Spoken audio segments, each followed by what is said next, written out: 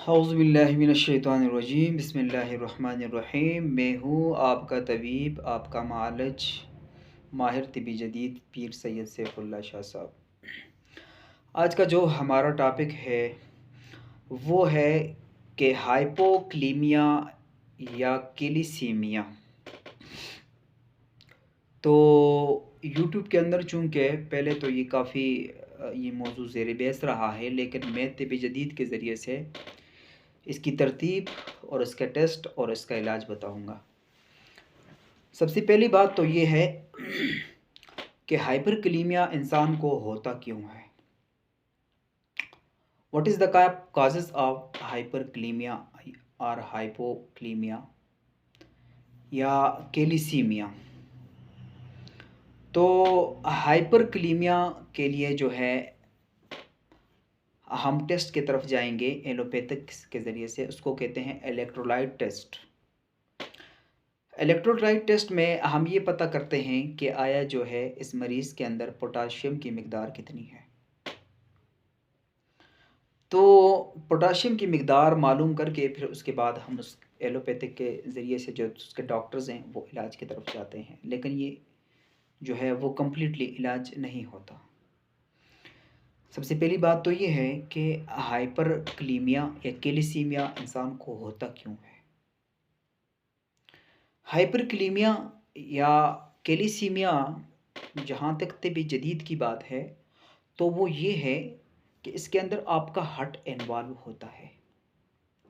आपके हार्ट के स्पेशली जो इनवॉलंटरी मसल्स हैं वो इन्वॉल्व होते हैं, और फिर जो है हम उन्हीं का इलाज करके जो है आपके पोटाशियम की मिक़दार को कम करते हैं।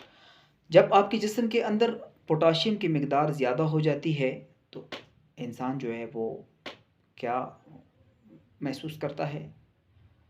ये महसूस करता है कि उसके जितनी कैड अगर किडनी है, किडनी के अंदर जो है वो पहले से कोई क्रॉनिक डिज़ीज़ चल रही थी, तो उसके अंदर ज़्यादा हो जाती है। यहाँ किडनी फेलियर के चांसेस बहुत ज़्यादा हो जाते हैं, और किडनी फेलियर चांसेस आपके हार्ट को जो है हार्ट अटैक काज़ करते हैं।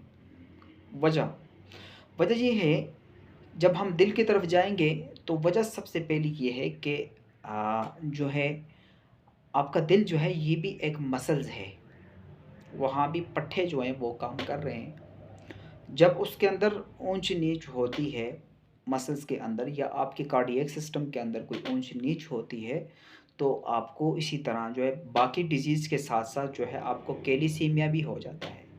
इससे एरिथमिया हो जाता है, आपकी हार्ट बीट जो है वो बहुत ज़्यादा होना शुरू स्टार्टिंग हो जाती है। तो फिर अगर हम जब टेस्ट के बाद इसका इलाज की तरफ जाएँगे, तो सबसे पहले हम जो है खुराक की तरफ जाएँगे कि हम खुराक के अंदर उन चीज़ों को बिल्कुल कम ले लिया करें जिसके अंदर जो है पोटाशियम की मिक़दार ज़्यादा है।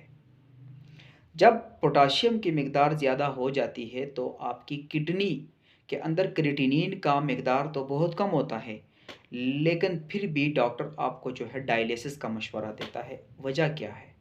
वजह ये है कि क्रिएटिनिन तो कम है, लेकिन पोटाशियम की मिक़दार जब ज़्यादा है तो आपके नेफ्रेटिक सिस्टम को जो है डैमेजिंग की तरफ चला जाता है। वहाँ पर जो है नेफ्रेटिक सिस्टम आपका बंद हो जाता है, जिसकी वजह से आपको हार्ट बीट तेज़ हो जाती है, और हार्ट बीट जब तेज़ हो जाती है तो आपको हार्ट अटैक के चांसेस ज़्यादा हो जाते हैं, और बाकी आपके जितना मसल सिस्टम है वो जो है डैमेज हो जाना शुरू हो जाता है। तो जब इलाज की तरफ जाएँगे तो इलाज के जो है वो 2-3 प्रोसेस हैं, लेकिन सबसे पहले आप उन चीज़ों को जो है अपने डाइट से रिमूव करें जिनके अंदर जो है क्या है, पोटाशियम की मिक़दार ज़्यादा है। उसमें से हमें कैसे पता लगे कि जो है जिन-जिन चीज़ों के अंदर जो है पोटाशियम की मिक़दार ज़्यादा है, हम उसको कैसे रिमूव करें? एक आम बंदे के लिए तो मुश्किल है।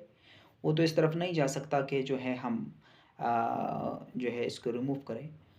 तो वो ऐसे रिमूव करना है कि आपने क्या करना है, कि वो तमाम जो है सब्ज़ियाँ जिनकी जो जड़ होती है वो आपके रूट होते हैं। मतलब ये है कि वो जड़ें होती हैं, जिस तरह आलू हो गया इसी तरह टिप्पर हो गया, गाजर हो गई, इनके अंदर जो होती है ना मिकदार बहुत ज़्यादा होती है, पोटाशियम की मिकदार बहुत ज़्यादा होती है। इसको आप अपनी लाइफ से रिमूव कर लें फॉर सम टाइम, सारी ज़िंदगी के लिए नहीं, बल्कि जब तक आपका जो पोटाशियम है वो नहीं हो रहा, तो उस वक़्त तक आप इस्तेमाल कर सकते हैं, उसके बाद छोड़ दें।